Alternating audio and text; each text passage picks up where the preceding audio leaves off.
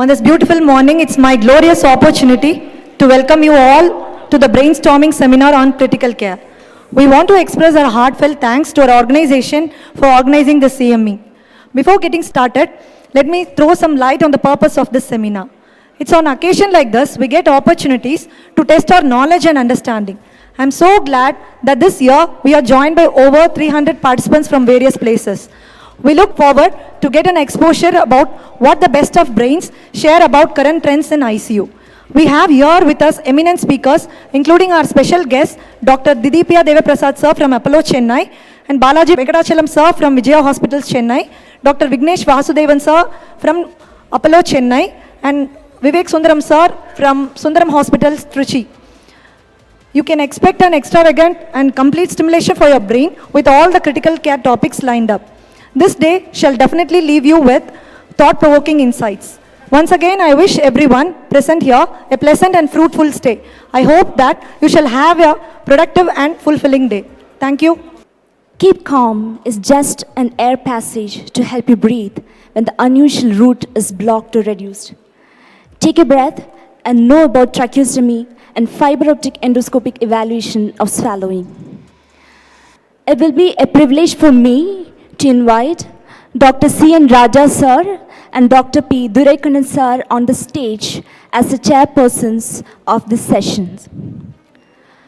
Dr. C.N. Raja sir did his MBBS from Medical College of Coimbatore and Diploma in Otorhinolaryngology from Madras Medical College and further MS-ENT from the same college. Later, he pursued his career in the United Kingdom and obtained Diploma in Otorhinolaryngology from Royal College of Surgeons of England, followed by FRCS from Royal College of Surgeons of Edinburgh. He has served in the United Kingdom as a registrar in ENT at Ipswich Hospital, NHS Trust. He was the president of IMA Tamil Nadu State Branch 2020 and IMA Erode, and also he has received several national awards. We welcome you, sir. Dr. Durekanan sir is a consultant pulmonologist at SIMS Erode. He has graduated from Thanjavur Medical College. He obtained Doctor of Pulmonary Medicine from Madras Medical College. He secured first rank in the Tamil Nadu Dr. MGR University exam and various gold medals for the year 2010. We welcome you, sir. And now request Dr. C.N. Raja sir to introduce and welcome our opening speaker, Dr. MP Kavin Kumar sir. Very good morning to everyone again. I have great pleasure in introducing the first speaker of the day, Dr. MP Kavin Kumar, consultant laryngologist, Sudha Multispecialty Hospital, Erode. He did MS ENT, a postdoctoral fellowship in phono surgery, CMC Vellore, a life member of the Association of Phonosurgeons, and also the Laryngology and Voice Association of India. Faculty first hands-on endoscopic workshop for postgraduates at CMC Vellore in 2019. He chaired a session in PhonoCon in Dammam, and also he gave a talk at World Voice Day Awareness in April 2021, organizing committee member of PhonoCon 2022. Kavin Kumar is a very young and energetic person. I know him personally, and also I know his father and his family, and he is a very promising ENT surgeon, special interest in voice. Over to you, sir. Thank you, sir, for the kind words. And good morning to one and all. And special thanks to ISA Erode Branch, Panacea Organizing Committee, SIMS Chairman, Dr. Kandasamy sir, and MD, Dr. Sudhakar sir, for giving me this opportunity to present on this first academic feast by Sudha Hospitals and as a first speaker. And I also would like to thank I'm very happy to have chairperson as Dr. Raja sir and Durekanan sir as chairperson for the session. With that, we'll move on to my topic. It's going to be adult tracheostomy in ICU and FEES. FEES is endoscopic evaluation of swallowing. So these are going to be my objectives for today's talk. So what is the need for tracheostomy in ICU and what is the role of fees in ICU.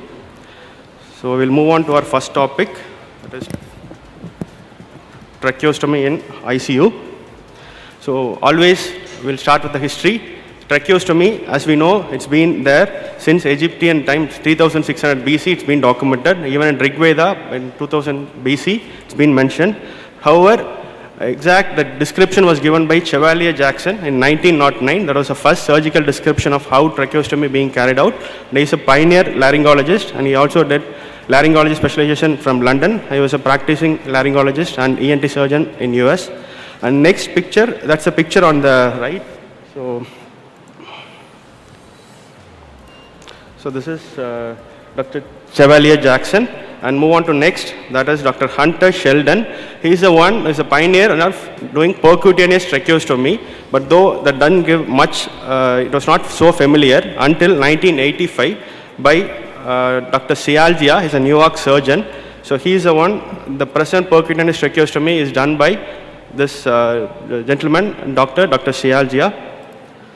And coming to anatomy, so what is tracheostomy? As you all very well know, we are actually making an incision or we are making an opening in the trachea and we are externalizing to the skin. So that is the thing, and these are the landmarks everyone should know. So to start with, this is your hyoid bone and thyroid cartilage and cricoid cartilage. Down below is a trachea. We will be making an incision in the trachea and we will be inserting the tracheostomy tube.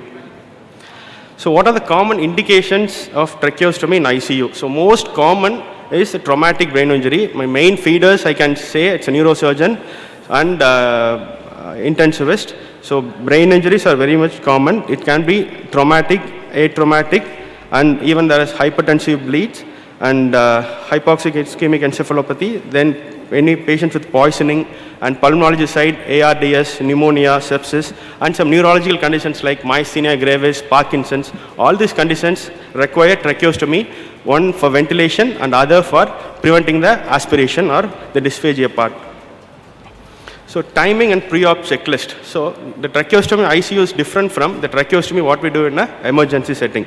So here we have to know these are the basic criteria. So hemoglobin should be at least more than 7 gram per deciliter, and you should have a normal platelets and coagulation profile. And what the tracheostomy, what we have done so far is between the range of maximum 1.4 INR being. If it is more, we'll inform the intensivist and they will correct the coagulation profile and we'll go ahead with the procedure. And it's always, you have to withhold antiplatelets and blood thinners, and it's elective surgery, so you can decide and inform your timings. It's not emergency. So patient is already on the tube, so it's not in a hurry. You can take your time and you can decide on the basis of your comfort. And then this is the most important thing most of you need to know. We all must be practicing. So what's the ideal time? So there are various things. It is like 3 days to 3 weeks time, or the ideal time. It's been mentioned in both studies published in 2009 and 2022. All they say is the earlier the tracheostomy, the better the outcomes in terms of morbidity, stay and recovery. So that was mentioned by both the papers, one in 2009. They are also mentioned the earlier the tracheostomy, better the prognosis. So coming to consent and common questions. So most of the tracheostomy patients are not ENT patients. It's all, we'll get a feeders from multiple specialties, mainly from neurosurgery or intensivist or pulmonologist, neurologist, that's how it goes. And it's our duty as an ENT surgeon, we will be facing these are the common things which the patient will ask, and my answers are. So you have to spend quality of time with the patient and please explain what can happen before and after, because all of a sudden the patient will be first anxious because we are putting a tube, a hole in the neck, and they don't know what will happen next. And most of the time our myth is, if patient is tracheostomized, they will say it's kind of end of the day, patient may not even come out, that's kind of a last surgery. So that's the thing they have. So please spend the time, and the first question is whether the tube can be removed during discharge from the hospital. The answer is, it depends upon the patient underlying condition. If in case a patient has for a reason of prolonged ventilation, for example, need trauma or something, then certainly As the condition improves, we can decannulate the patient. Then next thing is how the patient can effectively communicate, because normally we are speaking. If patient is tracheostomy, how we can communicate. We can use non-verbal charts and sign language, so that's how we can communicate. So, and the third question they can ask is, can we send the patient or can we take the patient home with the tracheostomy? Is it easy to manage? Yes, we are certainly doing. If cognition improves, till then we teach the patient and patient attender how to take care of the tracheostomy tube at home, using how to use the suction and how to use the inner tubes and things like that. So how it differs from emergency tracheostomy, as I mentioned, so it's elective, so you can plan your timing and investigations, and there is no risk of losing the airway. So as the patient is intubated, so you can, there's no risk of losing the airway. And third thing is, you'll be having intensivist and everyone will be there, and it's a bedside, so it's economical, no need to shift the patient to OR and no need to wait for the OR slot. So all the thing, same thing what you are doing in the theater, the same thing you are doing in the bedside, so that makes no need to wait for the OT slot, and it's kind of relatively safe and easy. So this is the surgical steps, I'll just skip through. So next is a model which demonstrates how a tracheostomy is done. So this is after making an incision. So that's on the top, what you see is a thyroid gland, thyroid cartilage, then is a cricoid cartilage, then is your tracheal rings, and the next picture shows endotracheal tube, and these are the two vocal folds. So when you expose the trachea, you will ask the anesthetist to pause the ventilation, and then you have to make a window through the second tracheal ring, and then after window is made, you just deflate and pull the endotracheal tube and then secure the tracheostomy tube. This is a video which shows how a tracheostomy is being done. So that's a vertical incision being made in the neck.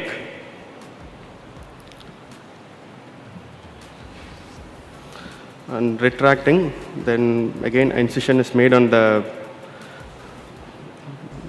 platysma, and then muscle is being incised and retracted.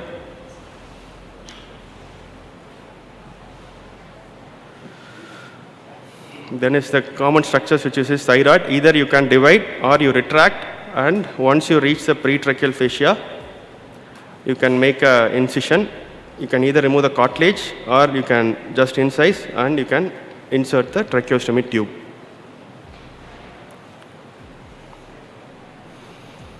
So we'll move on to next topic. So coming on to the types of tracheostomy tube. So in olden days, not olden days, the before time, there used to be tracheostomy tubes mainly made of metal tubes, and the other tubes are made of polyvinyl chloride and silicon. So here, these are the parts of a tracheostomy tube. So you have an outer tube, inner tube, and obturator. So this obturator is actually a tube which helps in inserting the tracheostomy tube in, and the tube has a 15 mm port and a cuff.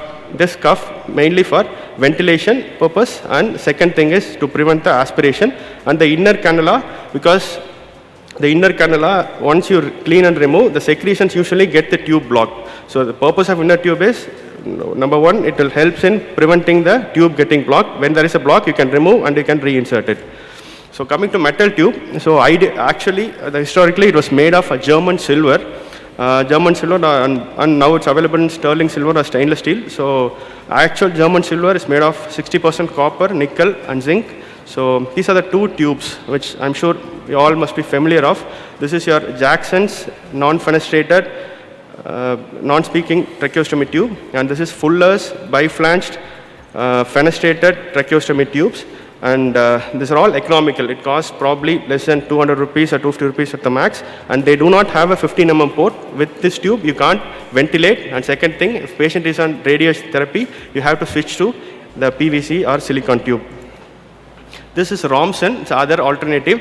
It's again, it's relatively expensive, but this will cost probably within 1,000 rupees. The advantage is you can the same, you can ventilate and everything, but this doesn't come with the inner tube. It comes with both with the cuff and without cuff. Portex has a wide range of tubes. So here the first one is with cuff, and the second one has a added advantage. It has a subglottic suction. So what happens is, this is a tube, and over here you can see a suction port. So this will be just above the cuff.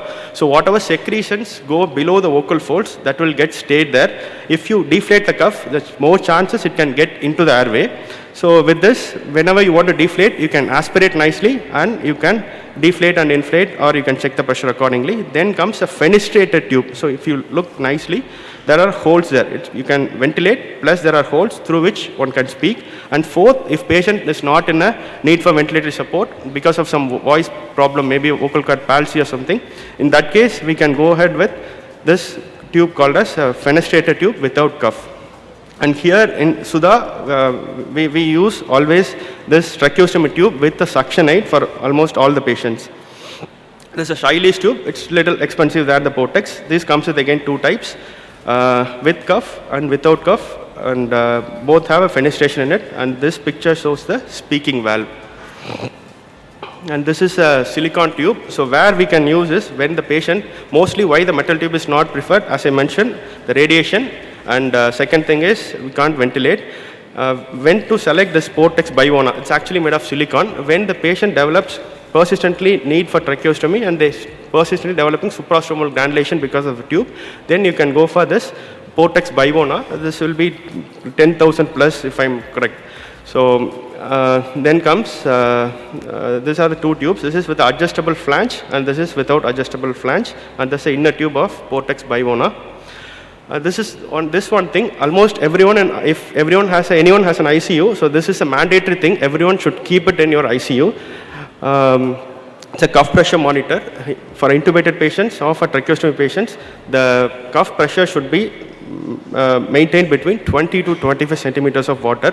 Why? Because even if it is endotracheal intubation or tracheostomy, we don't want the pressure to be more. The more the pressure, it can cause complications. What are the common complications? First, the tracheal stenosis, and 2, if the pressure is being kept high enough, it can cause tracheoesophageal fistula. These are all less, because now what we are using is earlier we used to have high pressure and low volume. Now it is low pressure and high volume cuff. Even then, the pressure should be always maintained, and it should be in between 20 to 25 centimeters of water. So post-op checklist, these are all must be familiar. So I have to do an X-ray chest. One is to make sure there's no other thing, and for our documentation per se. And in ICU, we inform the sister to do suctioning whenever required. No need for frequent suctioning. Unless there is a secretions are bleeding, then they have to do the cuff pressure, as I mentioned. And this is a tracheostomy tube care I would like to emphasize. So I'm sure you all must be familiar with these things. So this is the inner tube. Whenever tracheostomy tube, if patient is on Portex tube, please make sure inner tube is there and inner tube is nicely secured, because most of the time there will be a tube blockage because of the mucus secretions getting blocked in the tube. So inner tube has to be always there, and it should be properly plugged in. Then these are the various types of suction. So number 1 on the here, that's a manual suction without electricity. You have to just pump with the pedal, and you can create suction. This is a central mount. It's all the ICU, centralized ICU. It's a suction which is wall mount. And third, it's a mobile suction. And how to decide which suction tube to be selected? If a patient is on, say for example, 6 size Portex tube, just multiply into 2. So 12 size is ideal suction tube. If it is 7, 14, and so on. And then how to do a suctioning? You have to just gently insert the suction tube into the cannula. It should not exceed the length of inner cannula. So if you are inserting, it should be 1 to 2 millimeter beyond the inner tube, and just in oscillating movements, just slowly you have to take it back. Why 10 seconds? Because the air or the CO2 act as a sensor, chemoreceptor, so that the patient will help in breathing. Whereas if you put suction for a prolonged time, it even can cause a baroreceptor and chemoreceptors, and can even wash the CO2. So whenever you want to suction, so just go in, just gently do it within a 10 or 15 seconds maximum, and just come out. So life after tracheostomy. As I mentioned, patient can't speak, and these are things which can happen after tracheostomy. First, there will be loss of smell. then they won't be able to speak. We all are communicating through our voice. Suddenly, one fine morning, they're waking up with all the tubes there. That is the anxious they will have.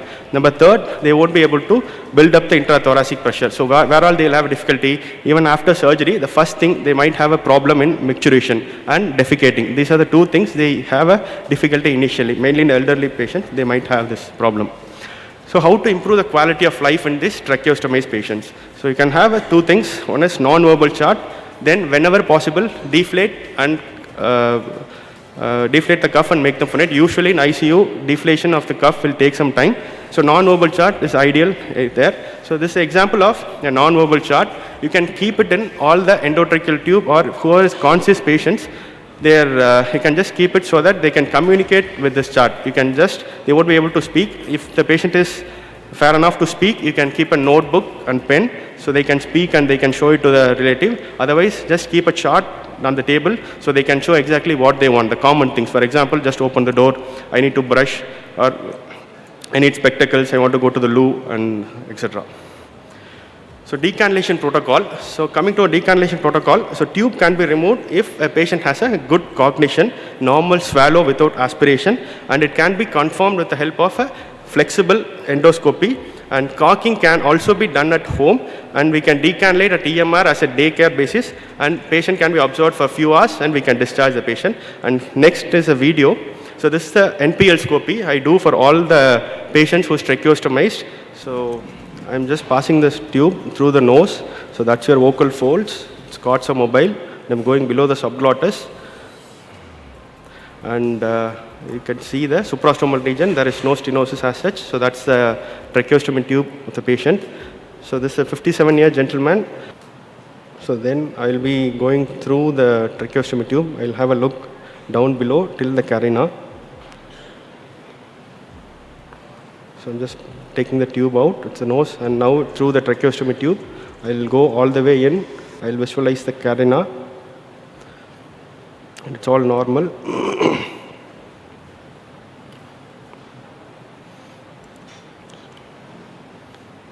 Okay.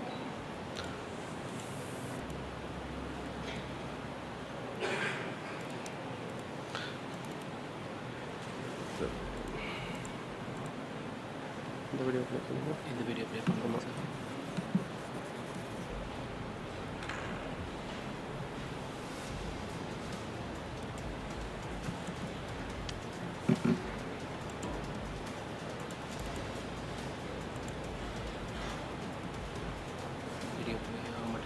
Since the airway is all fine, so I just caulked using the needle cap. The patient was having a tracheostomy tube, inner tube, and using a needle cap, we just caulked it.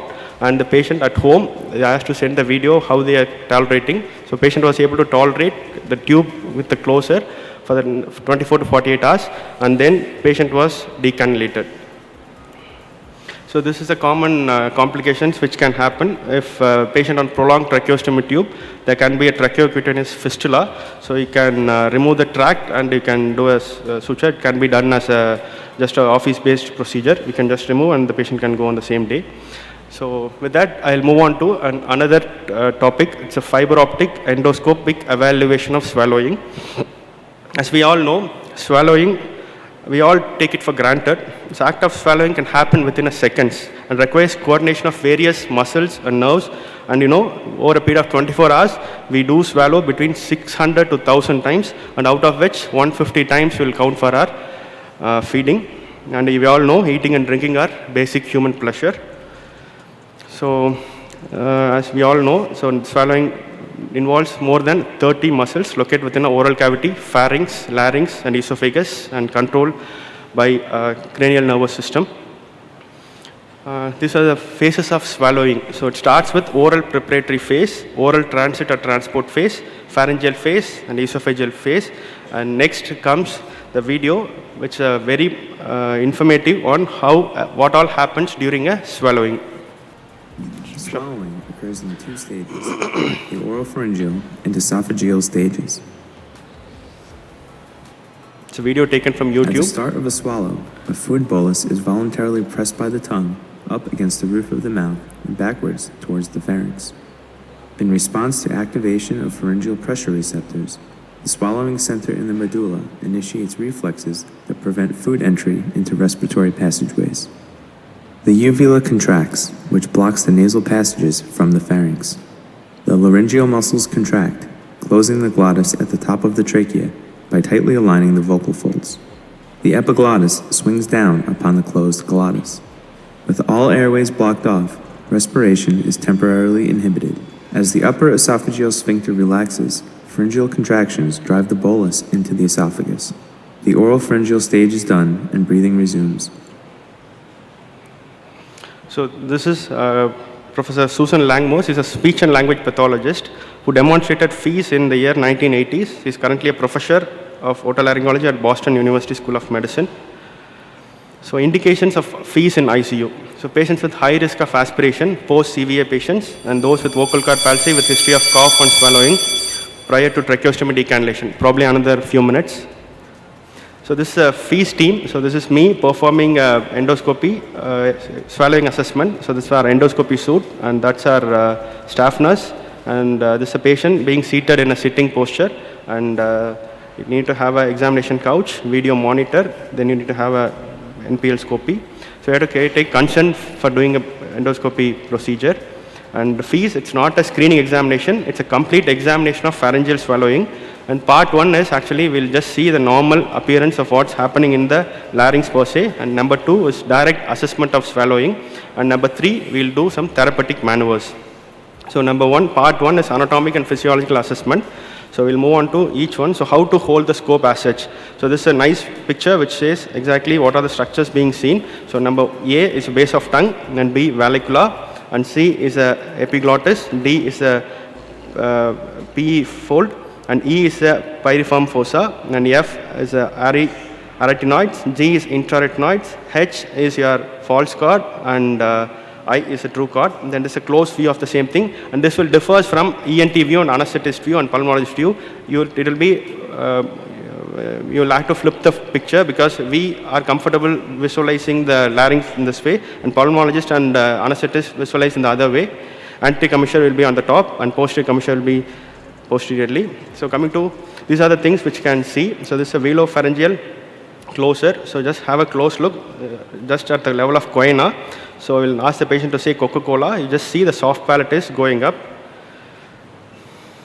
Then comes an appearance of hypopharynx and larynx at rest. So here you can scan around the entire hypopharynx. And we'll ask the patient to protrude the tongue and see the normal anatomy. So then check for the base of tongue and pharyngeal function. Then you can also ask the patient to say E, he, E and sniff maneuver to check for the thing. Airway protection, you can ask them to hold the breath lightly, very tightly, and hold on a breath count of 7.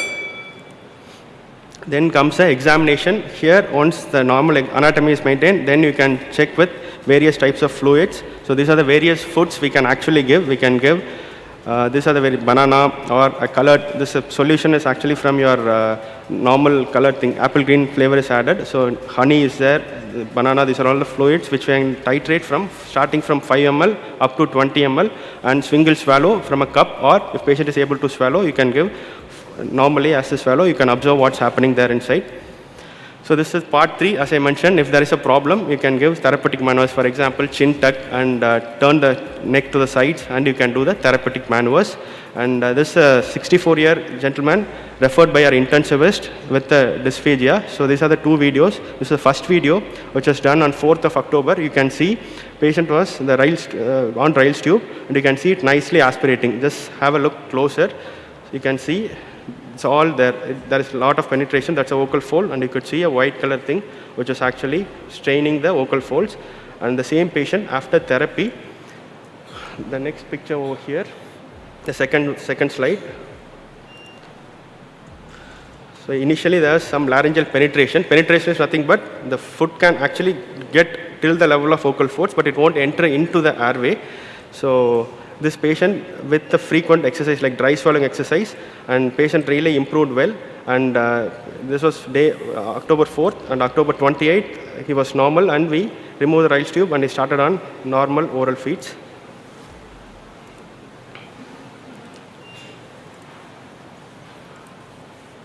So this is another patient from our neurosurgeon. So November 22, patient had a craniotomy, ICH, and he was tracheostomized elsewhere.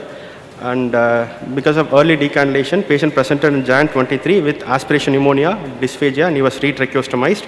And this is the patient.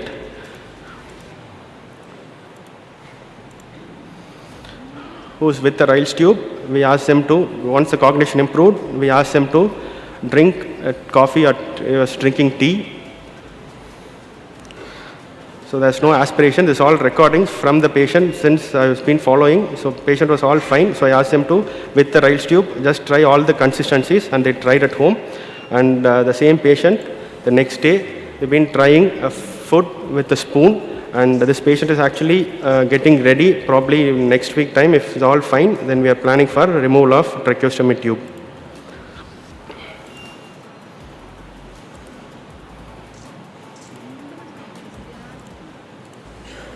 So I would like to conclude that as a role of laryngologists in critical care is rehabilitation of tracheostomized patients to bring back their voice and swallowing to normal.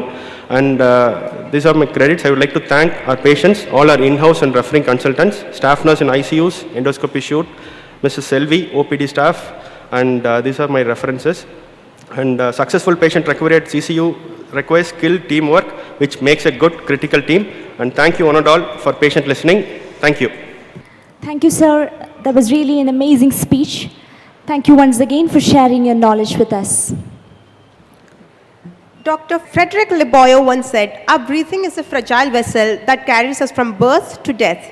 Just like his saying, here comes one of our esteemed speakers to carry us smoothly into respiratory system emergencies and how to manage it. I would like to invite Dr. P. Durekanan sir to introduce and welcome our second speaker, Dr. Vivek Sundaram sir, onto the stage.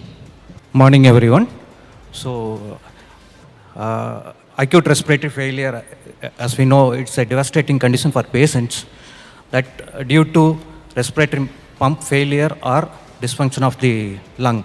So, it is actually it's a challenging field for clinicians, those who working in ICU and out of ICU and working in respiratory HT, because it is associated with high mortality and morbidity.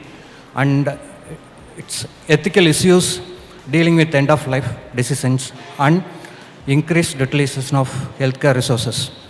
So it may require, management require actually escalating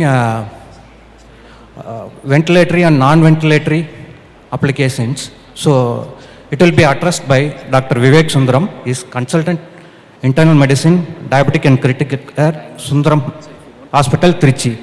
He graduated from SRMC and he trained in critical care and intensive care at Royal London Hospital, London. So he published several papers in international and national journals. He presented multiple post presentation at various international conferences. So over to you, sir. In India, the longest surviving patient with COVID on ECMO and ventilator was 109 days, of which he spent 40 days on ECMO and 30 days on a ventilator. And he managed to survive without a lung transplantation. Considering that the average lifespan of an Indian was 35 years at the time of independence, we have indeed come a long way, thanks to advances in medical care. Now, as practicing consultants having to encounter critically ill patients, I think we have to be cognizant of the current updates in oxygenation and ventilator strategies. In this context, I would provide you a synopsis of management of acute respiratory failure. We would embark from non-invasive ventilation, transitioning to invasive ventilation and culminating in ECMO. A very good morning, one and all. It's an honor and privilege to interact with you this morning, and my heartfelt thanks to my friend Dr. Sudhakar and the organizers for this opportunity given. The earliest bibliographical reference to invasive ventilation was actually in the 16th century. This was by the Dutch physician Vesalius in his answer to the book, What is New When a Man Turns Blue? An opening is made in the trunk of the trachea into which a tube of reed or cone should be put. You would then blow into this, the lung would expand and the heart becomes strong. Invasive ventilation in the 16th century. Have chronicled the common causes of acute respiratory failure, starting from acute cardiogenic pulmonary edema, acute exacerbation of COPD. In both these situations, cardiogenic pulmonary edema and acute exacerbation of COPD, unless and until there are absolute contraindications, non-invasive ventilation is warranted, provided there are no contraindications. Whereas in patients with aspiration pneumonia and infectious pneumonia, which either could be bacterial, very recently we come across a whole lot of viral pneumonias, fungal and immunocompromised, patients with neuromuscular dysfunction who present to you with either Guillain-Barré syndrome, myasthenic crisis, organophosphorus poisoning, or patients with cobra bite, and the more severe candidate, the critical candidate, ARDS. In all these situations, you would never consider non-invasive ventilation, but it's ideal to secure the airway, intubate the patient, and initiate them on mechanical ventilation. In those two subsets, in patients with NIV, who have failed the trial of NIV, who continue to be hypoxic or deteriorate despite NIV, you would intubate and switch over to mechanical ventilation. And if there is refractory hypoxemia, despite patients on optimal ventilatory settings, this is the situation where you would consider ECMO. This is purely in a subset of patients with ARDS. Acute respiratory failure, the indication for ECMO is patients who have failed mechanical ventilation. So this is just a brief overview of what I'm going to allude subsequently. This will be the schema of my today's talk. In the best interest of time, I will limit myself to the cardinal aspects of non-invasive ventilation, its indications and contraindications. We would dissect the respiratory mechanics in mechanical ventilation, juxtapose CPAP and BiPAP, and we would brush along invasive mechanical ventilation and conclude with an introduction to ECMO. Non-invasive ventilation, NIV, is indispensable in acute respiratory failure for umpteen number of reasons. One, the ease of use, very cost effective, and in the absence of medical expertise for emergency intubation, this can be a stopgap means of providing oxygenation. However, you know the absolute indications, but what we have to be sure is when we need to hold up, not at the same time when we need to fold up. When should you consider transition to mechanical ventilation as such? By NIV is just a means of providing ventilatory support when your respiratory function fails without the need of an endotracheal intubation with just an interfacing mask interface. So it is ideally deemed as a short-term strategy to buy time to treat rapidly reversible causes for respiratory failure. If you do anticipate hypoxemia, severe hypoxemia for a prolonged period of time, do not consider NIV. It is purely meant to treat rapidly reversible causes for respiratory failure. That is why I said the two biggest indications are cardiogenic pulmonary edema and COPD exacerbation. Why we should consider NIV is because you avoid complications with endotracheal intubation, predominantly injury to the vocal cord. There is a decreased risk of ventilator-associated pneumonia. You have this flexibility of intermittent application and reuse. The patient need not be sedated, and patient can maintain his ability to communicate and retain his swallowing mechanisms. You're talking about oral feeding, at the same time ventilating the patient. Look at the comfort at which you'll be able to deliver this.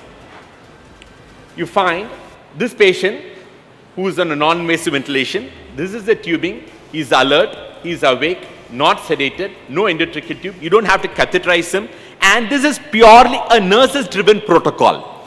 So there is limited utilization of intensive manpower because the patient is not intubated, not paralyzed, not sedated.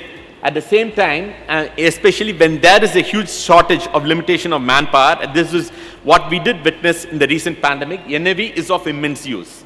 So the two big indications for NIV in acute respiratory failure is acute cardiogenic pulmonary edema and an acute exacerbation of COPD. We also have softer indications. The softer indications are pneumonia in an immunocompromised patient where you do not want to intubate him, raising the risk of ventilator-associated pneumonia. And you can also use as a bridge before weaning patients who were intubated for COPD. Before, at the time of extubation, you can use short-term NIV as a transition. And short-term support for post-operative patients, predominantly abdominal surgeries who develop hypoxemia secondary to atelectasis mediated by pain, NIV is a valuable tool. But make sure you use NIV only when you anticipate the duration of hypoxia to be at least 48 to 96 hours. If you do anticipate a disease, like say invasive pneumonia, severe viral pneumonia, where you anticipate hypoxemia to be extended period of time, NIV is not the ideal choice. So limit yourself to just COPD exacerbations, rapidly reversible causes of respiratory failure. Contraindications are cardiac arrest and respiratory arrest. You would never use the NIV. If the patient is hemodynamically unstable, you anticipate a cardiac arrest, do not use the NIV. If the patient is unconscious, not able to protect airways, you are just pushing in air with high pressure, there is an increased risk of aspiration. And with significant vomiting, the aspiration risk is compounded. If the patient is agitated or uncooperative, polytrauma, if there is facial injury, do not consider NIV. With NIV, we use two subsequent modes. One is CPAP, we call this continuous positive airway pressure. Here, a continuous pressure is delivered by the ventilator through the mask interface, which I just recently described, throughout the respiratory cycle. Now, just as a positive pressure which is applied throughout the respiratory cycle, whereas the patient initiates its own voluntary breaths. So it is just this voluntary breaths on top of a continuous positive airway pressure. Whereas BiPAP, called the bilevel positive airway pressure, you have two pressure supports. One is the preset inspiratory positive airway pressure called the IPAP, and you also have the expiratory positive airway pressure called the EPAP. Here, the patient initiates his own breaths, but you have two different pressure supports administered to the patient. So, to better understand this, let us see what happens during normal, spontaneous, unassisted breathing, the respiratory mechanics. During inspiration, the diaphragm actually contracts. With the descent of the diaphragm, there is decreased intraalveolar pressure respect to the atmospheric pressure. This is the tracing of the intraalveolar pressure respective to the atmospheric pressure as a function of time. During inspiration, when the diaphragm descends, there is decreased intraalveolar pressure respective to the atmospheric pressure, and this negative gradient pushes air into the lungs, leading to increased intraalveolar pressure. During expiration, when the diaphragm descends back again, there is increased intraalveolar pressure respective to the atmospheric pressure, and air is forced outside of the lungs. This is what happens during normal, spontaneous, unassisted breathing. During CPAP, a continuous positive airway pressure is administered throughout the respiratory cycle. What happens in these patients are, you develop a continuous positive airway pressure, thereby your alveolar pressure is increased to the same gradient to the externally applied CPAP. However, the mechanics of breathing absolutely remain the same. The patient still initiates his own breaths, but only difference is your intraalveolar pressure is increased to the same gradient of externally applied CPAP. As a consequence, what happens? This increased airway pressure throughout the respiratory cycle, especially during expiration, prevents alveolar collapse during expiration, improving alveolar recruitment, improving alveolar surface area, thereby you have more surface area for effective oxygenation, decreasing VQ mismatch. So in conditions where you have oxygenation failure, as in cardiogenic pulmonary edema, where you have alveolar fluid, you increase your intraalveolar pressure, push the fluid out, maintain alveolar recruitment, improve oxygenation. CPAP is an ideal measure. So in patients with type 1 respiratory failure, purely oxygenation failure, CPAP is the preferred mode of NIV. Now this CPAP is analogous to PEEP, the peak end expiratory pressure, what we apply during invasive mechanical ventilation. Both of them are same. You have a continuous pressure which is applied throughout the respiratory cycle. This is with CPAP. Whereas with BiPAP, you have two different pressure supports which are applied. During expiration, we have EPAP, and during inspiration, we call it IPAP, the inspiratory positive airway pressure. Now, this is a function of the alveolar pressure respective to the atmospheric pressure as a function of time. When the patient attempts a breath, there is a small negative deflection because of the diaphragmatic contraction. Now, this decrease in intraalveolar pressure is sensed by the ventilator as a voluntary breath, and in turn, it delivers air with the pressure set as the IPAP. To the same gradient as the set pressure, positive pressure oxygen is delivered into your air. Because the positive pressure which is delivered is much higher than the intra-alveolar pressure, air flows into the lungs and the lung expands. Once your intra-alveolar pressure equals the IPAP, your breath is halted, either because the preset pressure is attained or patient's voluntary activity or a preset time interval, either of those. Your inspiration is aborted and your expiration starts. Now, air flows out of the lungs, but it does not reach the baseline zero value, but stops at the set EPAP. Thereby, you have two pressure gradients.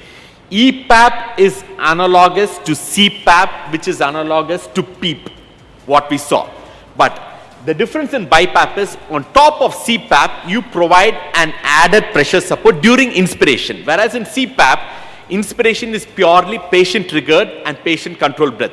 Here, inspiration is supported by a positive breath, and this positive pressure which is given during inspiration improves your tidal volume, maintains effective ventilation, thereby your minute ventilation increases, whereas tidal volume is purely patient-generated in CPAP on top of a baseline increased pressure. Here, tidal volume is predominantly mediated by the set IPAP. So the difference is, by improving a tidal volume, by improving ventilation, BiPAP is the ideal mode for ventilation failure where you need to effectively wash out PCO2.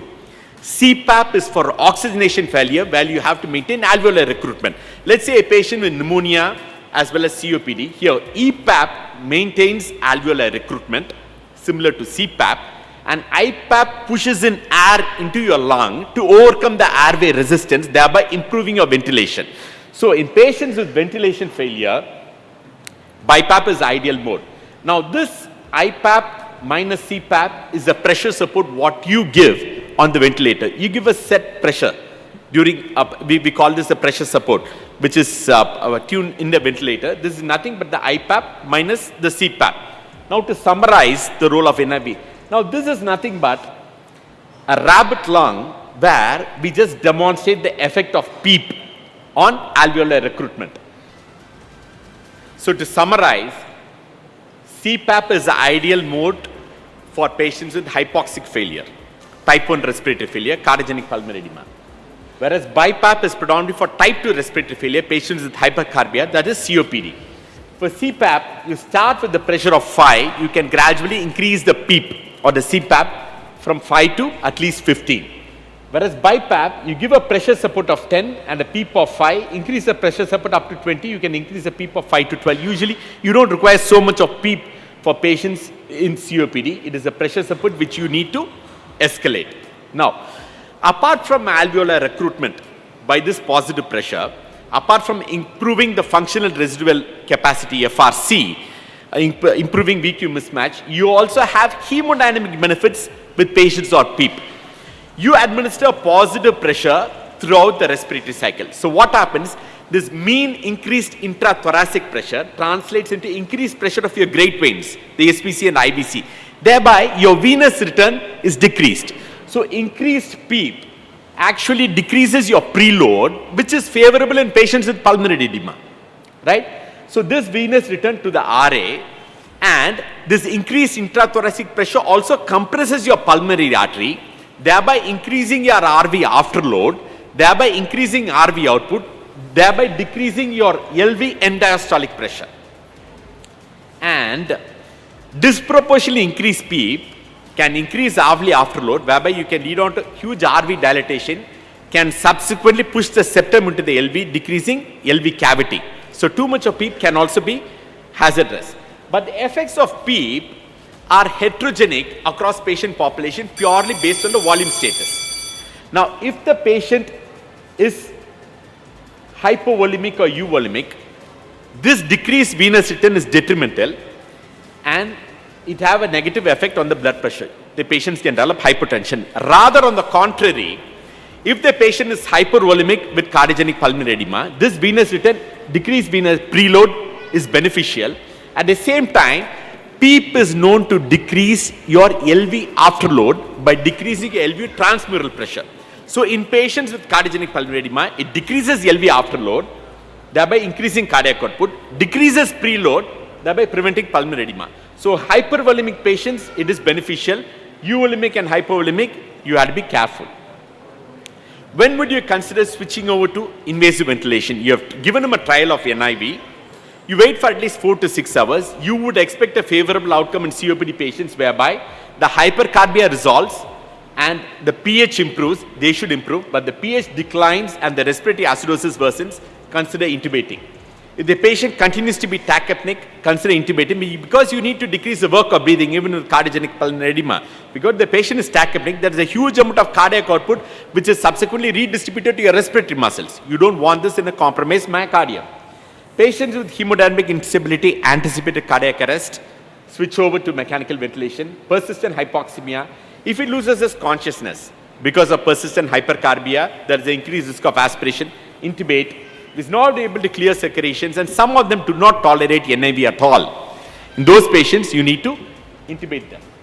Once you intubate, there is no single mode of ventilator settings which is universally ideal for all patients. It is purely a patient-centric approach. You define the mode based on the patient's clinical profile. Now, the most commonly used modes at the time of intubation are, you have what is called as assist control mode, the AC. This assist control mode can be either volume limited or pressure limited, meaning each breath is limited by a preset tidal volume which is set in the ventilator, or a preset inspiratory pressure which is set in the ventilator. You set the tidal volume and the breath aborts with that. It is either volume limited or pressure limited, and it delivers a fixed amount of breaths to the patient. So even if the patient does not trigger the ventilator, it's absolutely fine. The minute ventilation will be maintained. This is ideal for patient who is not hyperventilating. Why? Because this is assist control. For every breath the patient triggers, the ventilator would assist the bed to the preset tidal volume. So if I set the tidal volume of 600 ml, and if you're tachypneic, you breathe around 30 to 35 breaths per minute, every breath will be supported to 600 ml, so that will lead on to a huge amount of respiratory alkalosis, a huge amount of minute ventilation. So in those patients, do not use this. In those patients, SAMV is preferable. SAMV is where specific mandatory breaths are given by the ventilator, and the patient breathes in between the mandatory breaths. It's purely spontaneous breaths. They are not supported to the preset tidal volume. So the minute ventilation is reasonably much less. It will only be supported to the estimated pressure support which you want to deliver. The pressure support which you give is normally 5 centimeters. This is just to overcome the resistance of the endotracheal tube as such. So, assist control mode or SAMV mode, once intubated, you have to set the FiO2, the oxygen saturation, start off with 100 for all, but rapidly decrease the FiO2, the fractional concentration of oxygen, ideally less than 60, because too much of oxygenation is also toxic. We don't want oxygen toxicity. You have to taper the FiO2 to at least 60% to maintain a saturation to at least more than 90% and PO2 more than 60. So your target FiO2 should be 60%. The saturation should be maintained above 90%. Aiming for a saturation more than 90 as such absolutely has no clinical benefit. We have umpteen data to sub. So hyperoxia as such is also toxic. So anything more than 90 is absolutely fine. What is tidal volume? You check the ideal body weight. 6 to 8 ml per kg for non-ARDS patients. For ARDS patients, it should be 4 to 8 ml per kg. And use ideal body weight. This is a calculated. Most of these ventilators now do calculate it. And adjust this in such a way that you do not increase the plateau pressure more than 30. Because increased tidal volume would inflate the alveoli more, leading on to barotrauma. So you don't want ventilator-associated lung injury. Thereby, to prevent ventilator-associated lung injury, you maintain a tidal volume to the lowest level possible. So the concept of high tidal volume does not exist anymore. 4 to 6 for ARDS patients, normal patients 6 to 8 ml per kg. You don't want alveolar over-distension, which can cause a lot of, which can accelerate the inflammatory cascade already in the lungs. What would trigger the ventilator? The patient attempts a spontaneous breathing. This spontaneous breath should trigger the ventilator for the ventilator to support your breath. Now this trigger could either be flow or pressure. Once you breathe in, this negative pressure is sensed by the ventilator. That is called pressure trigger. You set the pressure trigger as -1 to -3 approximately. Flow trigger is when a limited number of volume is inhaled by you, that is sensed by the ventilator. It's called flow trigger. The flow trigger is better than pressure trigger. Now, the evidence suggests flow trigger is ideal. The flow trigger is approximately 2 liters per minute. So these are the basic ventilator settings, and the set rate is 12 to 16. For ARDS patients, you aim for a much higher rate because you have set the tidal volume at a much lower value, 4 ml. So thereby, to maintain the minute ventilation, you have to increase the respiratory rate. The respiratory rate is 14 to 22 breaths per minute. You can go up to 30, but we don't usually do it in clinical practice. PEEP. PEEP is the amount of pressure which is given throughout the respiratory cycle. Its predominant effect is during expiration. Why? At the end of expiration, the alveolar recruitment is maintained by this positive pressure. 5 is called physiological PEEP, to overcome the normal airway resistance mediated by the endotracheal tube. Titrate upwards to maintain a saturation of, you increase only if the PO2 is less than 60, despite a FiO2 more than 60. You keep on increasing the PEEP. There's no point increasing the FiO2. If the oxygenation is low, a common misconception, common standard thing which we do, keep increasing O2. 60 to 70 to 80, anything more than 60 is hazardous.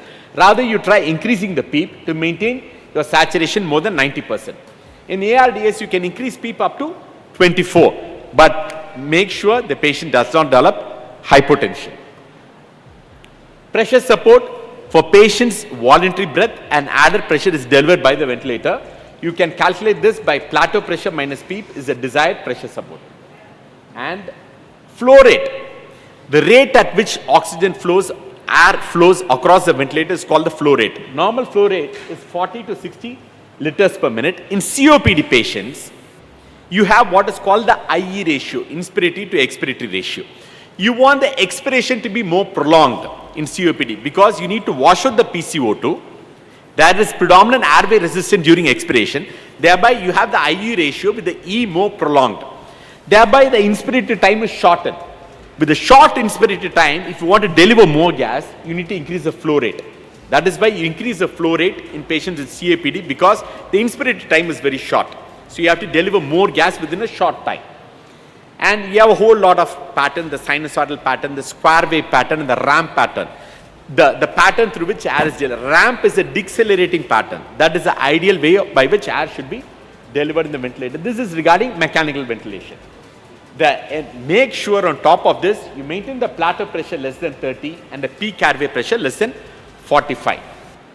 The only challenge where we would consider ECMO is patients were intubated. Most of these other conditions, it's the primary disease which would influence patient's recovery. Apart from ARDS, if it is a component of sepsis or pneumonia with ARDS, this is where hypoxemia per se, apart from the disease, can kill the patient. Moreover, the etiology for ARDS invariably knocks off the patient. But here, ARDS per se can kill the patient because refractory hypoxemia can be the killer. Here, you are looking at a more improved form of oxygen support, whereby you maintain oxygenation until the primary disease is treated.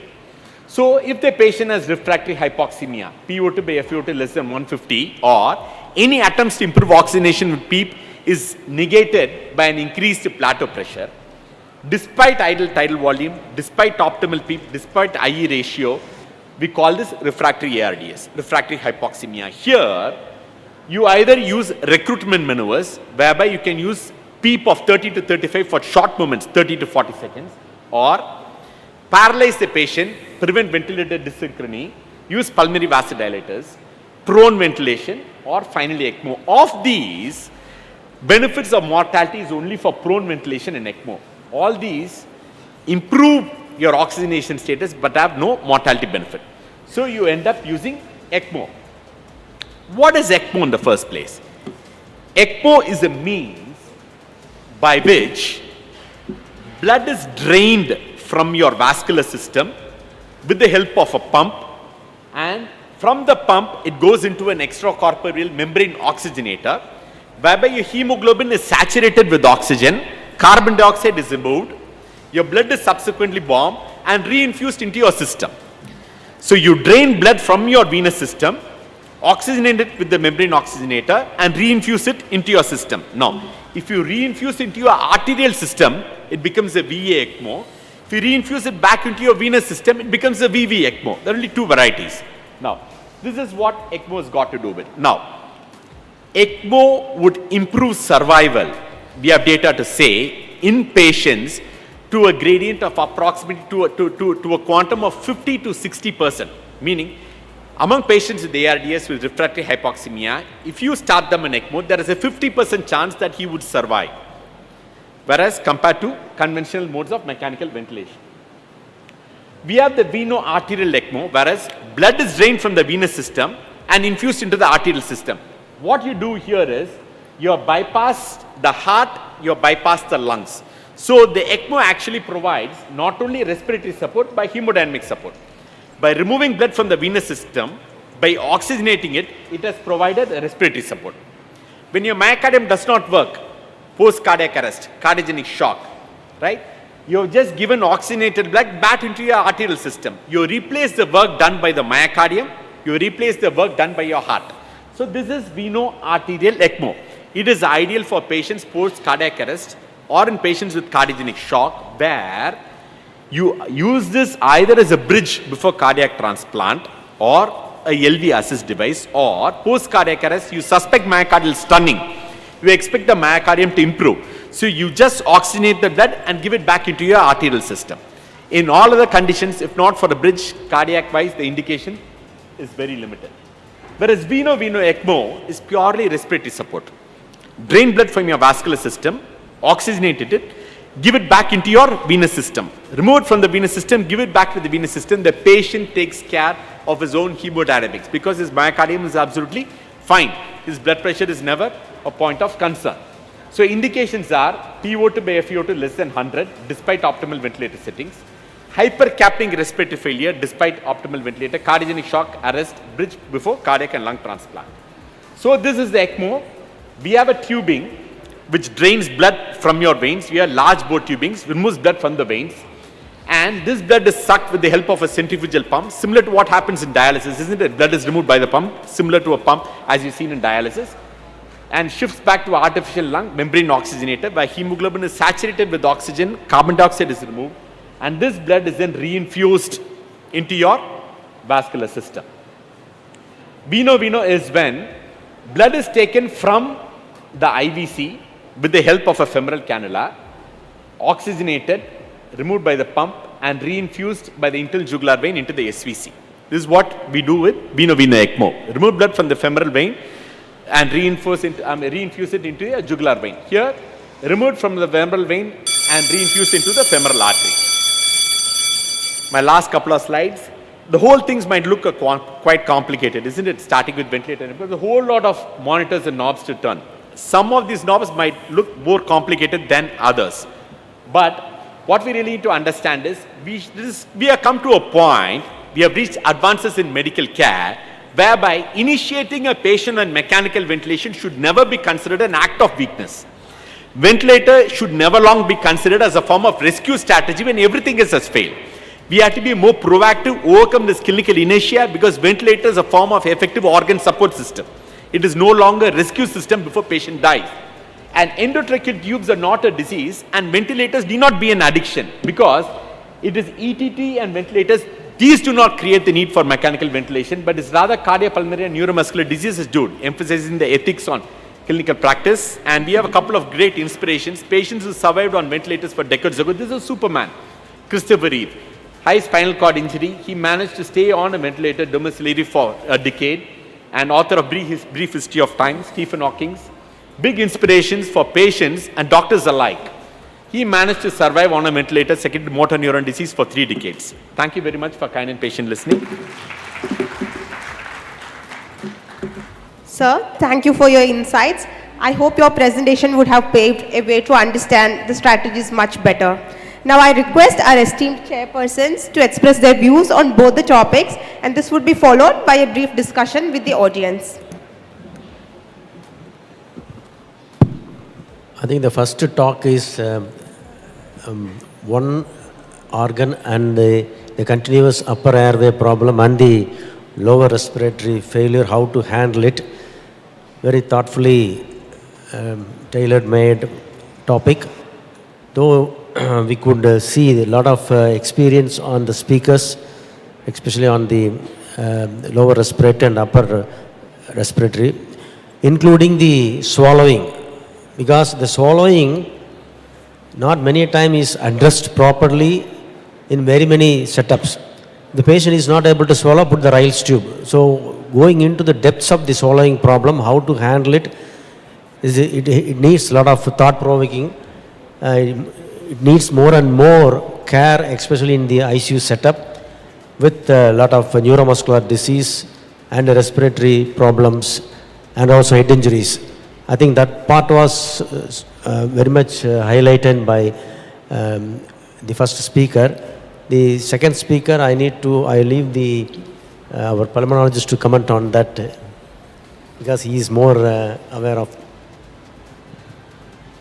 As we know that managing acute respiratory failure, it's a challenging job actually.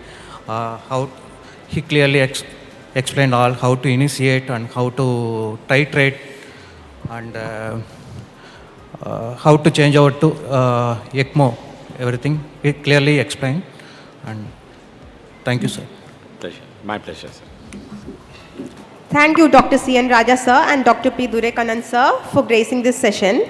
Now it's time to honor our esteemed chairpersons and speakers. I invite Dr. Gopinath, sir, Senior Anesthesiologist from Perunthari Medical College, to present mementos.